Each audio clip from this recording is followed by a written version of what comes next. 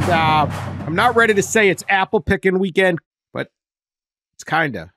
Maybe. It's possibly. It wouldn't be the worst weekend. Not a stellar slate of games. A lot of sneaky good, though. A lot of sneaky good. But and I don't even know if you can pick apples yet. What is that? See, I think we're early on the apples and we're giving up too easy on this weekend. All right, it's fair. Bullish. I'm not saying that's why I couldn't say all the way, but you're bullish. I'm excited. There's a lot of sneaky good in here. Yeah. There's a lot of sneaky good, so probably not. And those are the weekends when all of a sudden all hell breaks loose. Yep. So I'm going with that. I'm just saying, you don't have to, call the divorce attorney for this one. Right. It's not like, if there's a fall wedding, you don't have to kill the groom on this one. Could be worse. You don't have to circle the wagons and stage a last stand if it comes down to it. Yes, Yeah. You're right. Yeah. It's But Dan, keep that in your mind on November 9th. Yeah, I know. When I'm in a wedding. Oh, in Lexington, Kentucky, in the biggest regular season weekend of the year. Keep that in mind, and we'll talk about it on the pod. This is not October 9th. Yes. No, November 9th. You're in a wedding. All right. Congratulations. Yeah, I thought it was too old to be in weddings. Apparently not. Your deadbeat friends are finally getting married. That's right. Took them a while to jump off. That's right. And he picks November 9th. Yes. Yeah. The biggest regular season weekend of the year. Yeah. Right. You wait. I'm guessing this guy's like 40 or something, late 41. 30s. Yeah, 41 years, and you still didn't learn. Don't do it in the fall. Yeah. Come on. I get it. 23-year-old getting pushed around by the mother, maid of honor, or the mother of the bride. I don't even know the jobs anymore.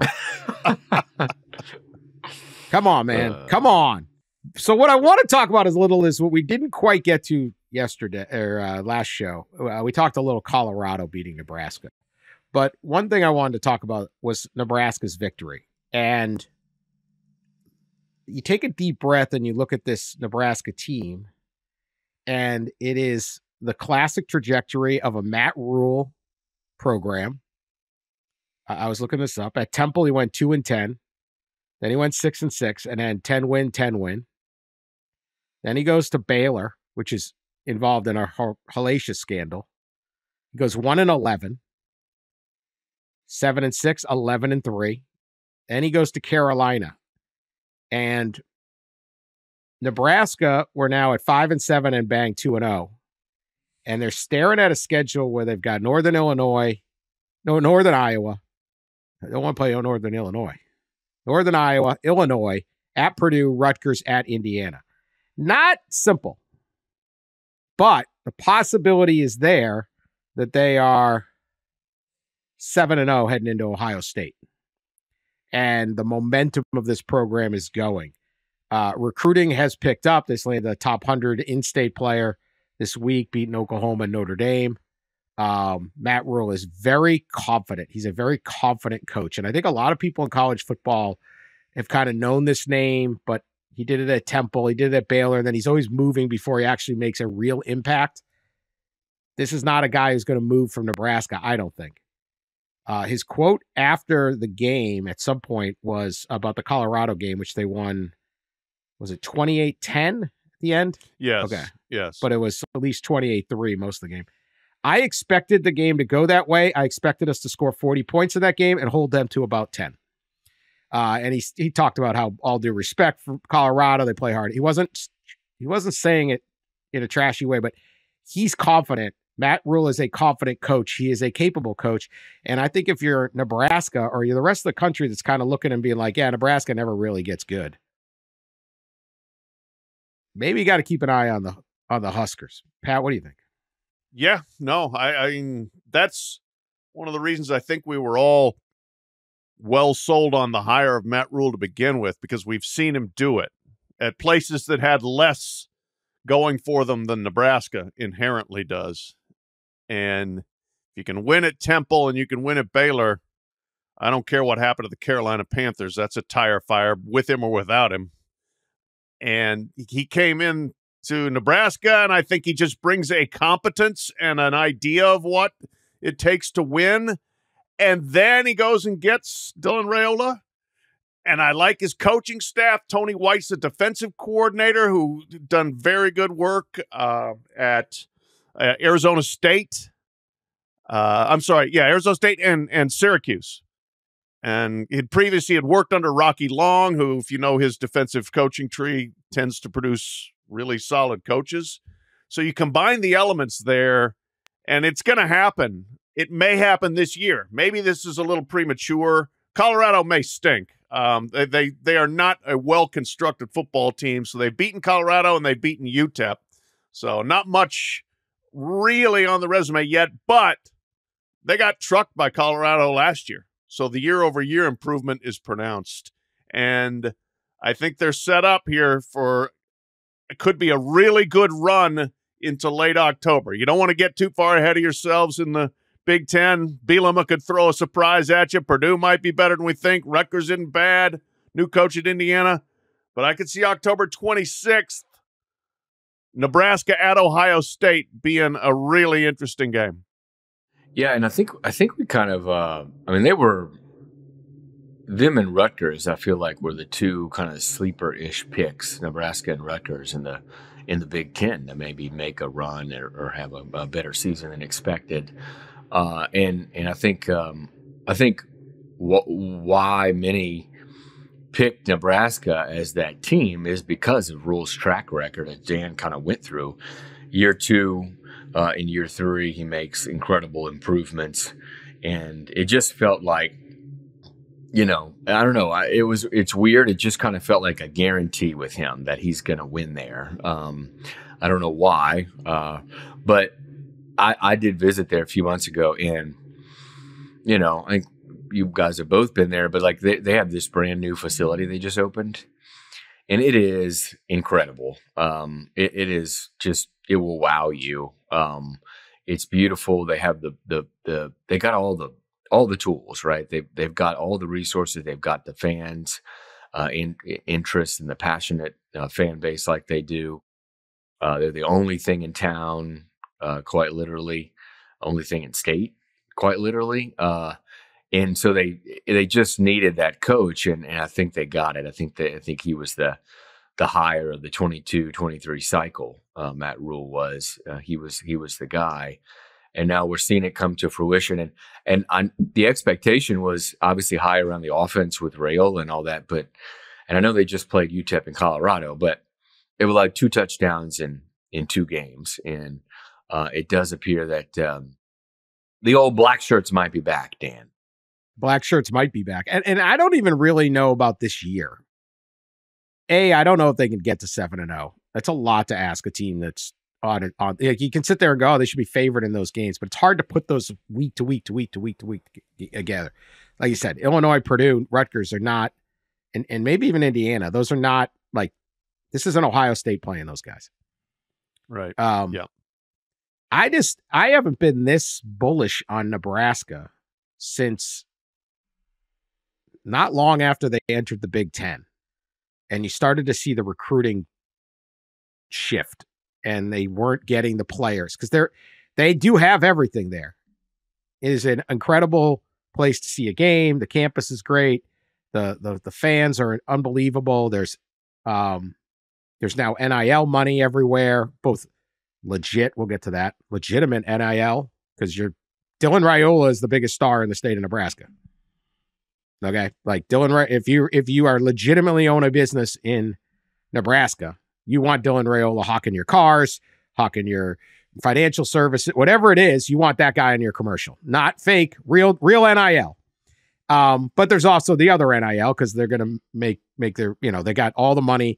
They've got everything you want. If their problem was proximity to players, and they were able to do it for a long time, but when they got to the Big Ten, it all shifted. They were trying all sorts of gimmicks.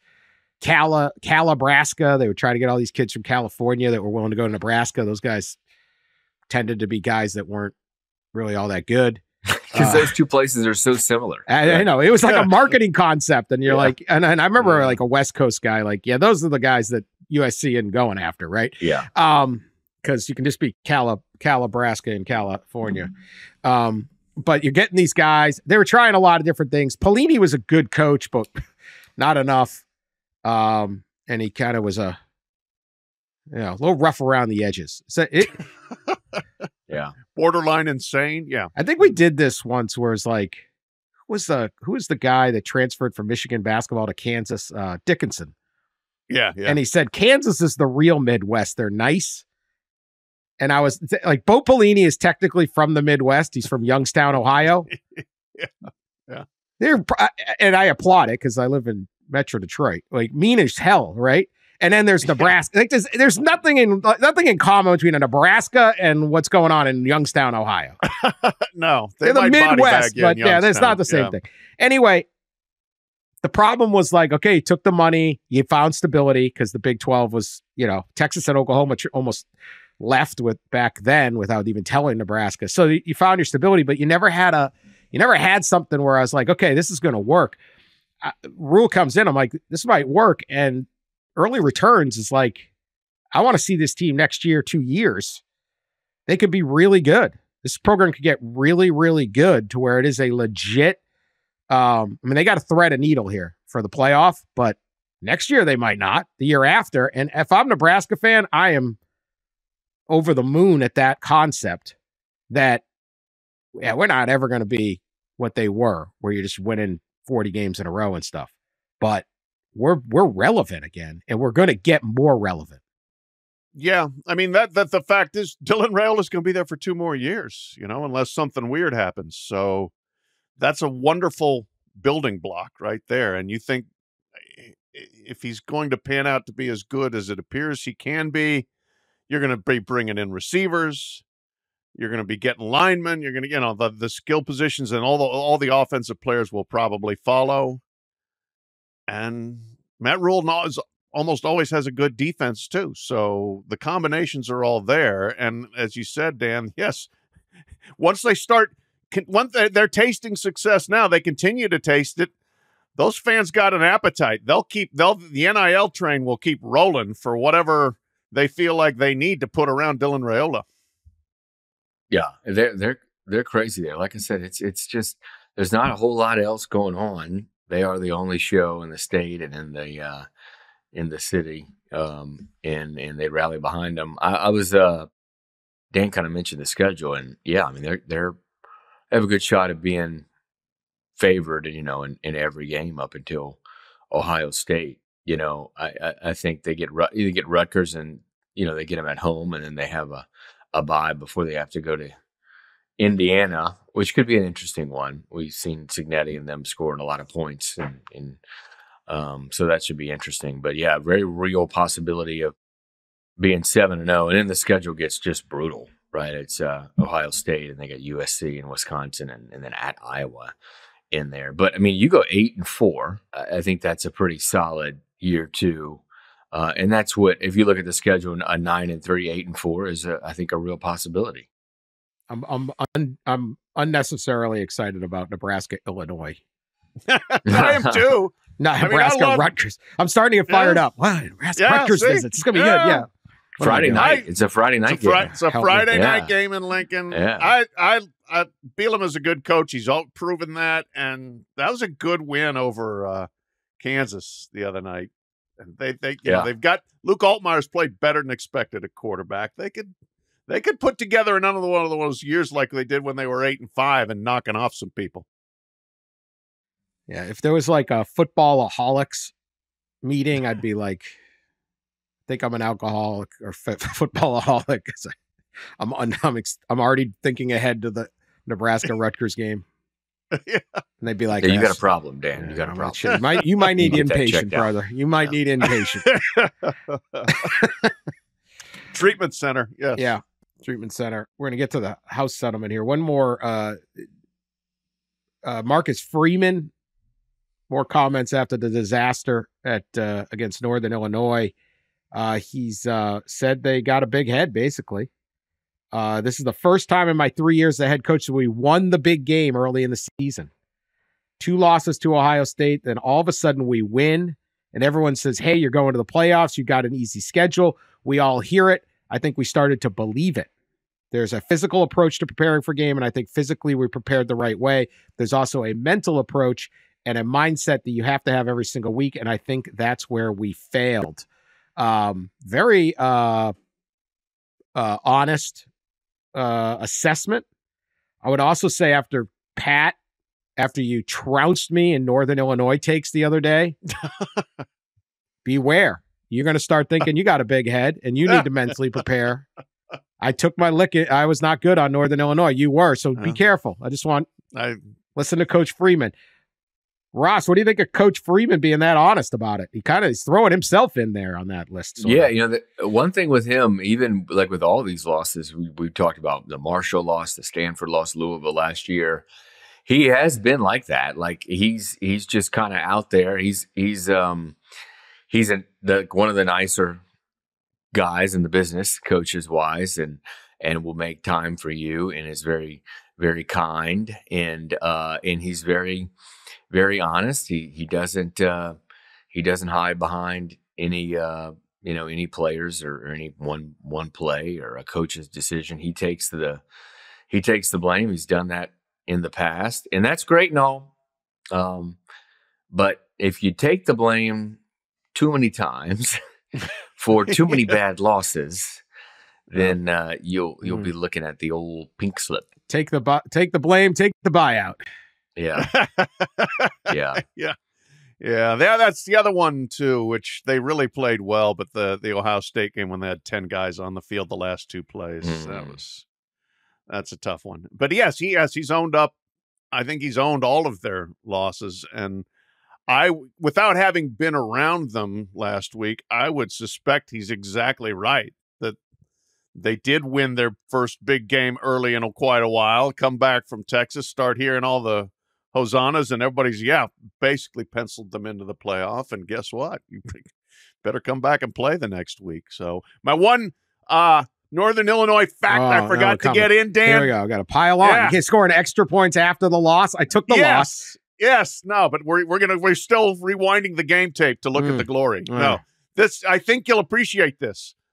Ethan Hampton, the quarterback for Northern Illinois, is from Elburn, Illinois. His mom's name is Midge. If that isn't a Midwestern mom's name, I don't know what is. Midge Hampton. Proud of your son. Midge Hampton. Okay. Midge. All right. See, Ross, isn't that mean of him? Kind of just throwing extra. He's cruel. He's a mean old man, Dan. I could go, like on social media and put some sort of snarky meme up there about it. That's true. No, that's good. All right. Well, she did a great job raising her son. Great win. Future college athletics at stake here. We're going to talk about it right after this break. House case. Now, this is a major case about how we are going to compensate athletes going forward. And they came up with this settlement, or they came up with this agreement last spring. I'm going to have Ross explain it in more detail. Basically, that was going to allow direct payment to players, but then try to curb or eliminate collectives, NIL payments that weren't real, quote unquote, real NIL. There was all sorts of bureaucratic functions going to be created to define that. There was a whole different way. And I personally was always skeptical that this was legal. And we got to Judge Wilkins, the federal judge who's handled a lot of NCAA stuff over the years, starting back with the O'Bannon case. I think she heard the O'Bannon case. She said, get back to the drawing board on parts of this, mainly trying to limit people's ability to make money without negotiating with them to do that. Ross, where are we at with this? Explain this to me like I'm 5. Yeah. And that means only a couple sentences because I can only understand. Yes. I can't pay attention very long. Well, right now, Dan, as you kind of mentioned there, right now, players, for the most part, are getting paid through boosters, outside entities, and booster collectives. And it's something somewhat made legal by the NCAA, name, image, likeness made legal, and boosters are disguising payments and as name, image, and likeness as endorsement deals. So what the settlement, the main point of the settlement, the core central part of the settlement is to shift the money that's coming from boosters to athletes to schools to athletes. So schools directly compensating athletes instead of the boosters. So the whole point is to eliminate all of the deals being disguised as endorsement deals with athletes on the outside from boosters, and just keep the real endorsement deals from brands and businesses and companies, things like that, and then have the direct compensation come from the school. The judge took exception to the fact that in the settlement there is a clause prohibiting booster pay if it is not, quote, real NIL or true NIL. And she took exception to the new enforcement entity, which we've written about a lot, which would police boosters and any outside NIL by having outside deals run through a clearinghouse and be cleared by a third-party entity. The NCAA's already, NCAA and power conferences, this is all power conference driven, a lot of this, as far as the outside third-party NIL deals. They've already met with companies to oversee this, to police this. She took exception to that. And part of the reason she took exception is right now, the money's coming from the boosters. As she knew, she's read up on all this stuff. She seems to know what's going on in the booster world and how much athletes are getting paid. And so she took exception to the cap, because schools are going to pay athletes now, and they'll have a cap, basically a salary cap. And there's no cap right now, right? So she took exception to that she's assuming that athletes will potentially lose money. She said multiple times, taking away something from people is not a smart idea. But the real thing, Dan, is I don't know if athletes really will have money taken away from them. I don't know that she understands exactly how this is going to work, which is another whole part of this and is an issue, is her maybe lack of understanding of some things. Shots fired by Justice Dellenger. I mean, you are one of the three justices on the People's Court. I mean, Dan, she entered the hearing with the understanding, her understanding that pay for play, the longtime NCAA rule prohibiting pay for play, was being eliminated, which is nowhere in the settlement. Nowhere in the settlement. She entered the hearing with that understanding, and I kind of get what she's talking about, right? Because in the settlement, it obviously says the schools can pay the athletes, and let's just be honest, the schools are going to pay the athletes to play, right? They're paying the athletes to retain them, to recruit them, to play. But she doesn't understand that the NCAA, in order to try to keep competitive equity, I think, is trying to police the outside phony booster deals. And she kind of thinks, I just from based on what she said, she believes, well, you're gonna allow the schools to pay them to play. Everybody should be able to have the option to pay them to play. And there's certainly free market folks out there who would agree. Dan, you probably agree. Yeah, and I get that. That's one side of the argument. College leaders don't feel that way. They're not free market. They do not feel that boosters in outside third parties should be able to come on top of the pay that schools are getting and disrupt what they're trying to seek, which is some kind of competitive equity and competitive balance. So now we are at an impasse, and the judge says change this clause or strike it completely from the settlement, this third party situation, or else. And that's where we are. They have 3 weeks to report back to her on if they will change or remove that portion of the settlement. Right. September 26th, I think, right, is the next hearing or whatever in this. Oh boy, this is kind of a new next iteration, it seems to me, of what has always been the NCAA's stance since NIL first was conceived, of we're still going to try to thread this little needle over here so that it's not what it really is. We're not going to quite just flat out pay the athletes. No, first it's got to be legitimate NIL opportunities as opposed to pay for play. Well, that absolutely got trampled and has not been enforceable.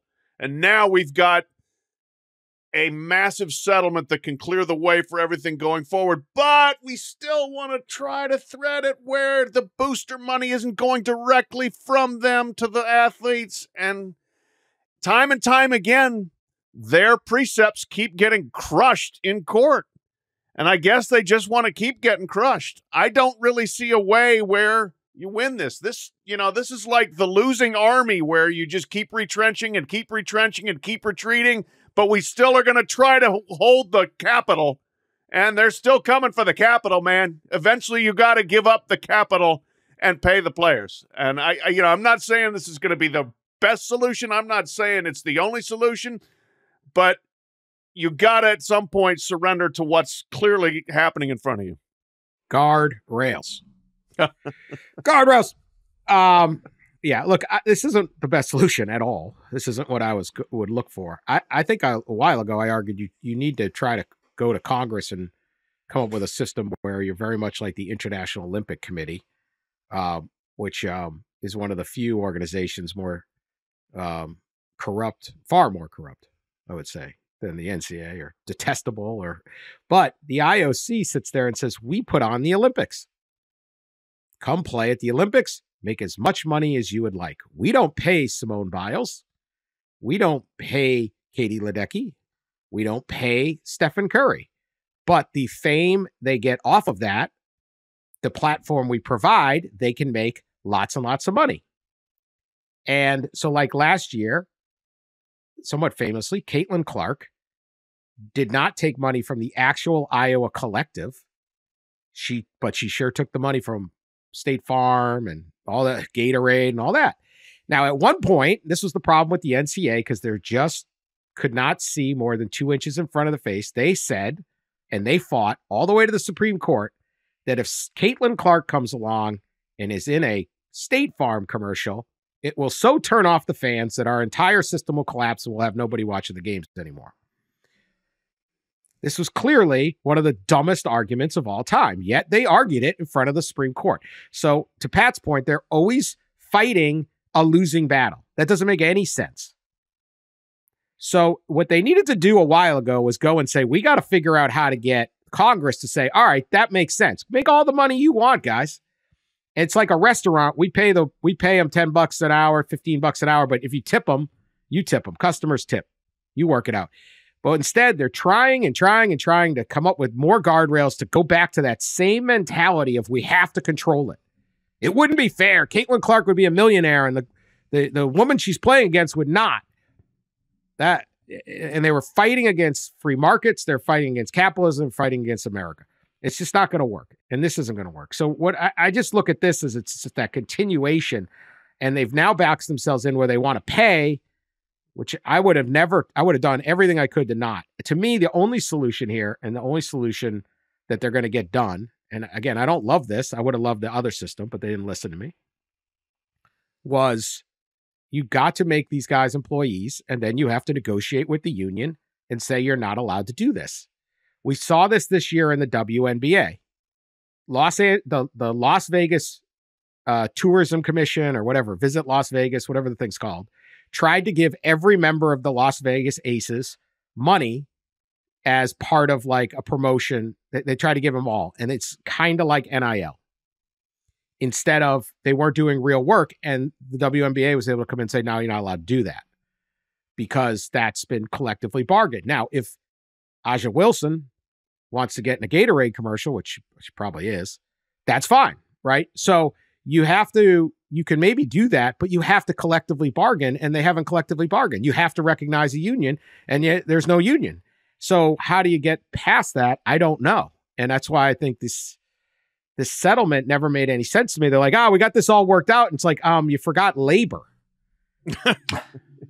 Well, yeah. Go ahead. No, I think there are probably a lot of administrators out there that after this, and some of them even before this, would agree with you, Dan, would agree that it is time. We're here. We got to just collectively bargain, bite the bullet. This is the only way. I've heard from a few, certainly before the hearing, but I think there were plenty that after the hearing were like, okay, I'm finally in agreement. We've got to do this. And there are certainly a lot of folks that I quoted a university president in my story last week from the hearing about, hey, if we have to change that language, it basically defeats the purpose of the settlement, policing the third parties. If we can't do that, it defeats the purpose, and we'll just go to trial, and we'll take our risk on appeal. And see if we get lucky on appeal, and go up to the Supreme Court, and this thing drags on 3, 4, 5 years. There's going to be a lot of other changes, and you never know what can happen, right? And that's where we are. There's certainly a serious movement right now to not change a thing in the clause, and to represent it to the judge.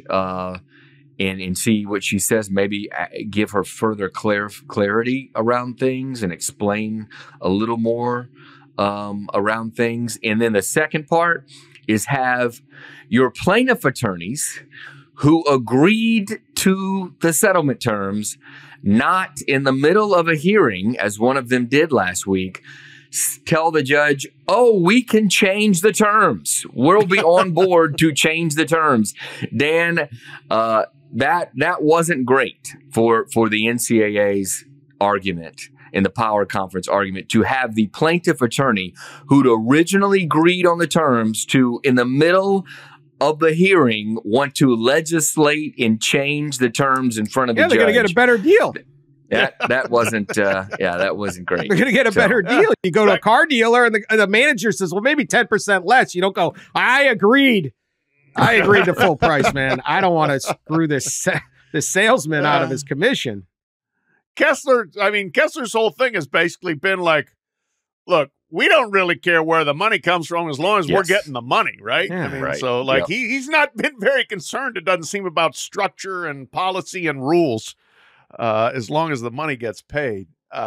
Ross, my question, so I don't know whether we have any clarity on this yet, but the most important voices in college sports, the commissioners, and especially the one who lives in Birmingham, and Charlie Baker and his folks in the NCAA, how malleable are they on this? I know there's some presidents saying, hell no, we won't budge, but do you have any sense from the other power centers what they're thinking?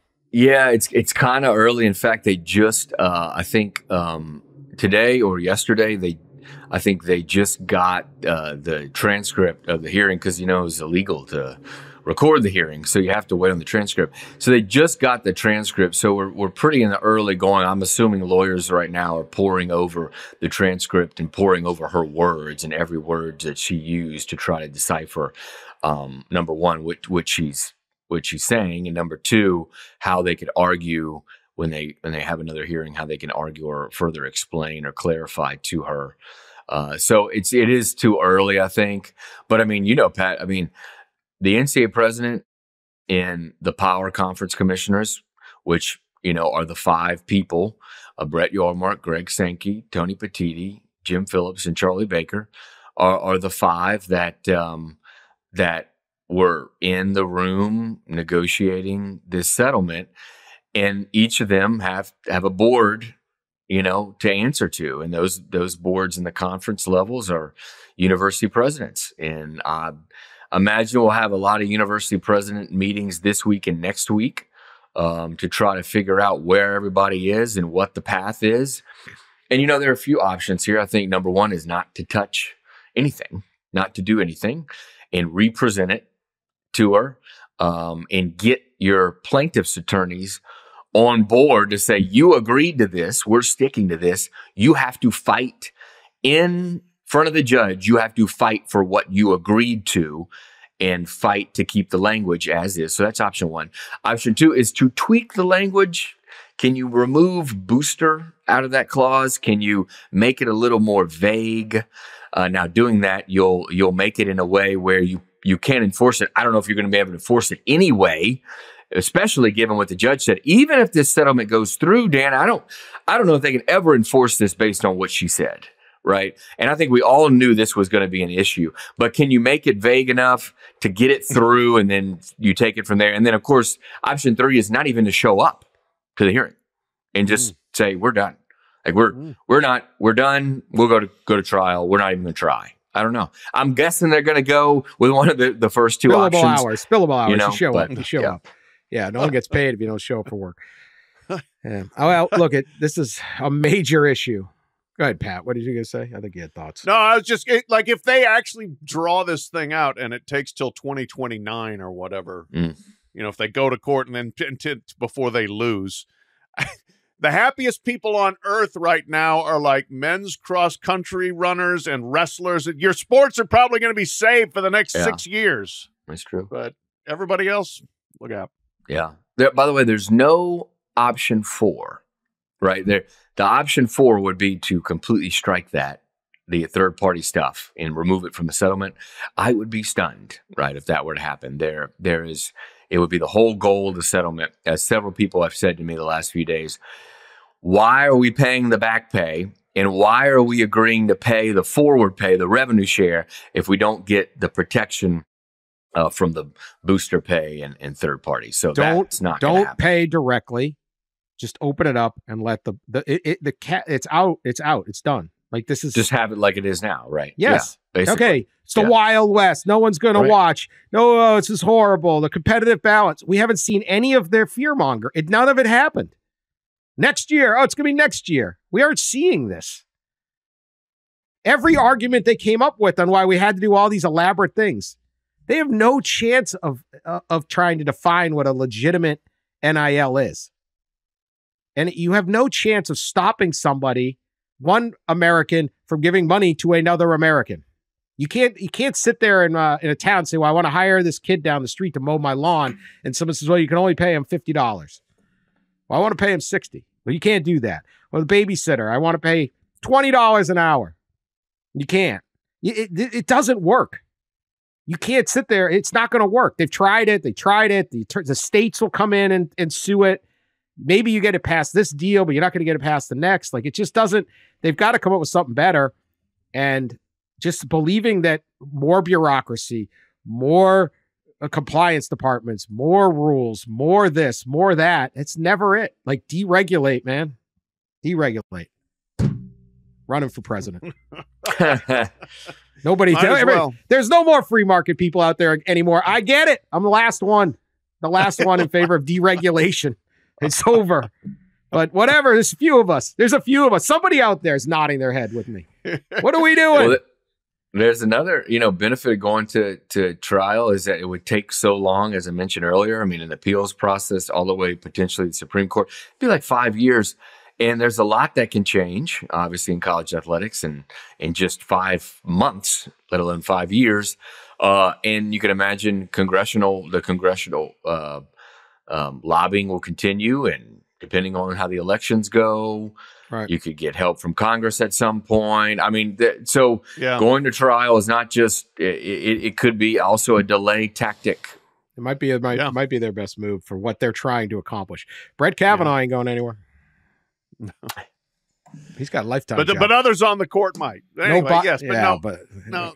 Go ahead. Yes, the landscape could change to a more favorable landscape, but yes, I would still hate to ultimately throw this in front of the Supreme Court and say, hey, I know you crushed us 9-0 a few years ago, but what do you maybe you reconsider? Even having Jeffrey Kessler, the attorney, is one of the smartest people I've ever spoken to in my life. He's been around sports law. He is an absolute genius of a guy. But having a Jeffrey Kessler in there, making a decision on how college athletics is going to work. Do we going to support this? We're going to ask for a better deal. When he has a massive amount of money in this settlement going through. Conflict. I mean, talk about your NIL. They're getting like 30, 40. How much money is he making off this deal? Well, I mean, they requested close to $500 million. Yeah. That's the request up front. That does not include his law firms. The law firms. They want 1% going forward. Each year they want 1% of however much schools share revenue. They want a 1% cut of that. If you do the multi-level math, marketing deal, what is this? It's It's potentially $1 billion. Right. It's So we got astronomical. I mean, that's the guy representing mind-blowing. one side. Yeah. I got all the respect in the world for Jeffrey Kessler, right? Yeah. He could come on here and he would eliminate me in my debate, but that's not a good system. Yeah. Of course he wants to settle. He's got $1 billion coming. Well, and let's how about this? Now, and the judge brought the judge didn't bring up specifically the attorney fees and the amounts, but they did talk a lot about the conflict, right? And the whole conflict was a worry going into the trial for many that negotiated this, that would be brought up, and she did. But of course that got overshadowed by everything we've talked about. But she definitely brought up the conflict piece of this. Yeah, I'd say. All right, we'll be back after this message. All right, enough with all the money talk in the future. Let me tell you the future, okay? Thursday night, San Marcos, Texas, there's going to be a lot of drunk people.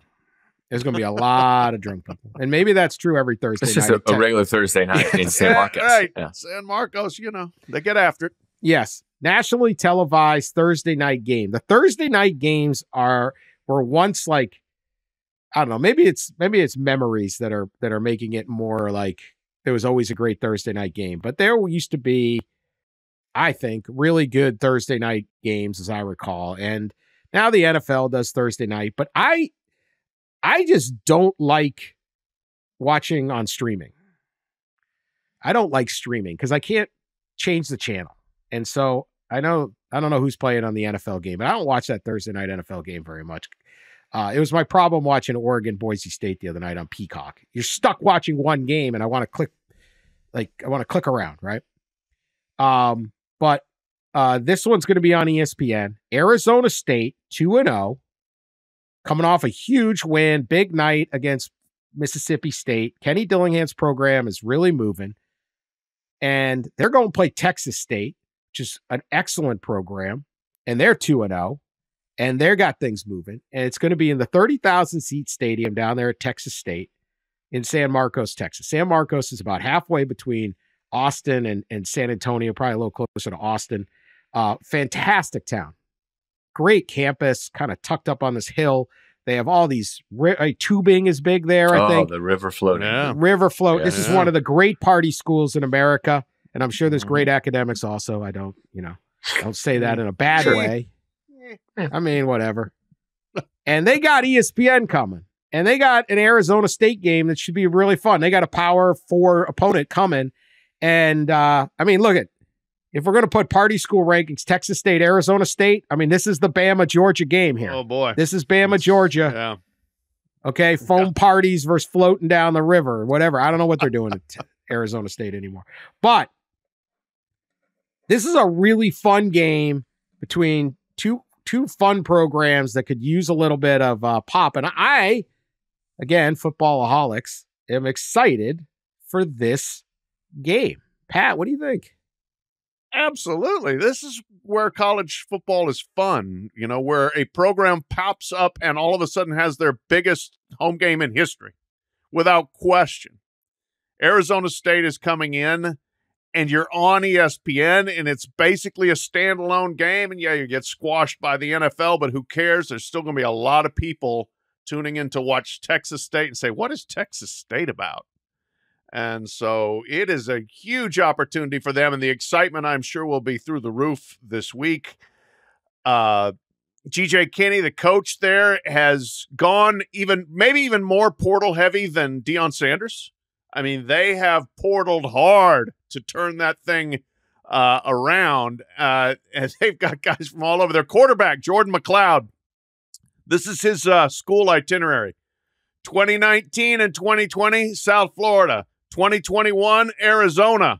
2022, I guess he didn't get the automatic second transfer, James Madison. Now 2024, Texas State. So fourth school in 6 years for Jordan McLeod. What a list. Yeah. He's got party schools. He knows what's up. He sure does. Yeah. Arizona, South Florida, James Madison, I'm sure they can get after this kid has had a hell of a fun time in college. Yeah, he has. Maybe even get a degree. I don't know. So, they have really worked the system hard at Texas State to get things going, and for them to absolutely destroy UTSA, which has been pretty darn good in their second game, beat them 49-10, tells me, look out. They kind of got this thing turned and ready. And I think Arizona State, which we talked about in the overreaction pod, fantastic start to the season for them. They've crushed Wyoming. They handled Mississippi State easily. They played with their hair on fire against Mississippi State. And I have to correct my pronunciation. Cam Skattebo, not Skattebo. Their running back, Doug Tamaro, corrected me on that. So Skattebo ran for 260. He's very fun to watch. Him against Texas State. Tune in. 2 for 2 with Tamaro. Two pods in a row. He's got a streak going. He's going to get talk about getting the big head. He's going to get, be careful. Listen to Coach Freeman there, Doug. Listen to Coach Freeman. 2 mentions on the College Football Enquirer is much like beating Texas A&M down in College Station. Rat poison. This is, I think his first year, GJ Kinney, Pat, they had like 60 new players, maybe 70 new players at first year. It was similar. I remember doing the math of him in Colorado, Dion's first year and his first year, and combined they had like 150 new players between the two programs, Sign of the Times. But yeah, they have mined the transfer portal. I was shocked by the UTSA score. Pat mentioned it, 49-10. Did not see that coming. It was McLeod, the quarterback, had a good game, threw over 300 yards, couple of touchdowns. Yeah, I did not see that coming. And as Dan mentioned, Arizona State's off to a hell of a start. And maybe they can keep it going. This is a really exciting matchup. I don't know exactly why Arizona State chose to go on the road to Texas State, but I'm guessing it was a 2-for-1. I'm guessing Texas State will come back and to play in Phoenix twice, but I'm not sure what the series is there. But I mean, that's a scary. I mean, not a scary place. I shouldn't say that, but I think it's gonna be scary. It's gonna be third. They're gonna be jammed. Yeah, they're gonna be jammed. They're gonna be lubed up, floating down the river all day. That's right. Screaming all night. These are the reigning first responder bowl champs here. That's right. Okay. Let's not. Texas State is visiting in 2025. Maybe they already visited. I somehow missed that game. Anyway, exciting. One more weeknight game, because sometimes we're going to talk Alabama and all these other games. Alabama, Wisconsin, all these other games. Because we're talking about drinking, and the Wisconsin fan is already getting they're like, wait, hands up. Like, you do know Bama's coming this weekend to Madison. Well, tell me about this little Fun Belt bit. But Texas State can punch well above the group of 5. You don't want any part of that. But Friday night, so we'll talk about all that, but a lot of people listen on Saturday morning and stuff like that. UNLV's visiting Kansas. UNLV has played really well so far, including a pretty impressive victory over Houston, who ended up giving Oklahoma a really good game. You got to piece this stuff together, particularly a group of 5. But they're visiting Kansas, which is coming off a loss at Illinois. Game is at the soccer stadium in Kansas City because KU and is building a new stadium, much like Northwestern. Interesting quality game on Friday night. And what I like about it, and this is, I think I thought this would happen, but I'm already into it. Like, you're trying to read the tea leaves on which group of 5 team can make a statement. So at the end of the year, they could be in the playoff. And UNLV is certainly a team with that potential. That's why Boise State's game against Oregon was so interesting, because you're not really thinking Boise State's going to win the national championship. But hey, if they had beaten Oregon, they'd be in that drive. Northern Illinois, whatever. So very good opportunity here. I think that's going to be a great game. Kansas hosting UNLV. Pat? Sure do. Yes, UNLV has been very impressive so far. 2 games. Barry Odom has done immediately really good work there last year and so far this year.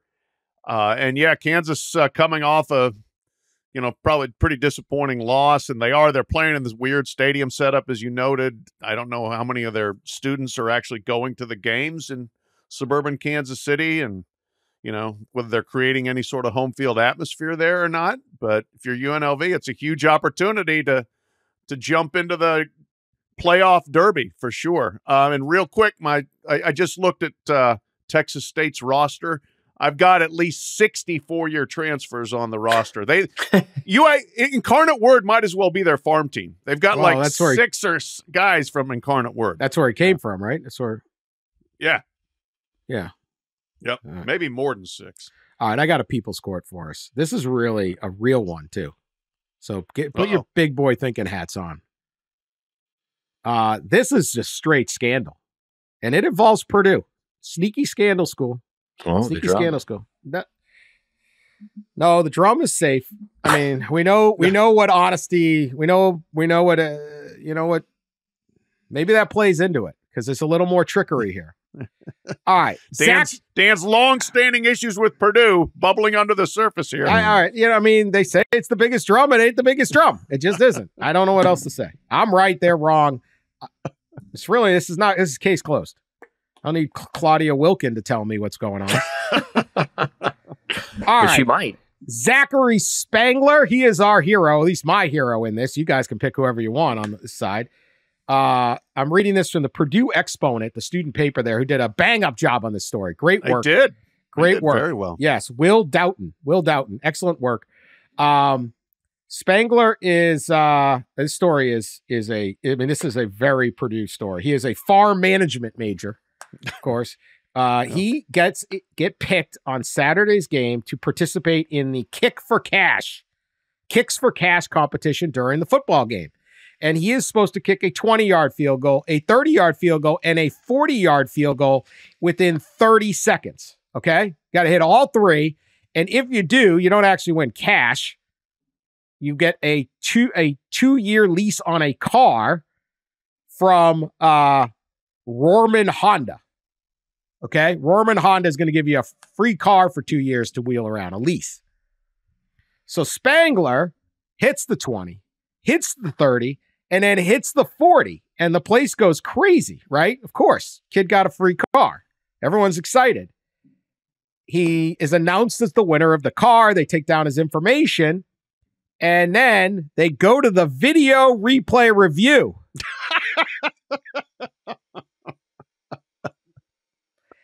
His 40-yard kick did not meet leather until 5/100ths of a second past the 30-second mark. That's how much they analyze this thing. 5/100ths of a second, 30 seconds, and 5/100ths of a second. He kicks the 40-yarder. It is ruled no good. He does not get the car.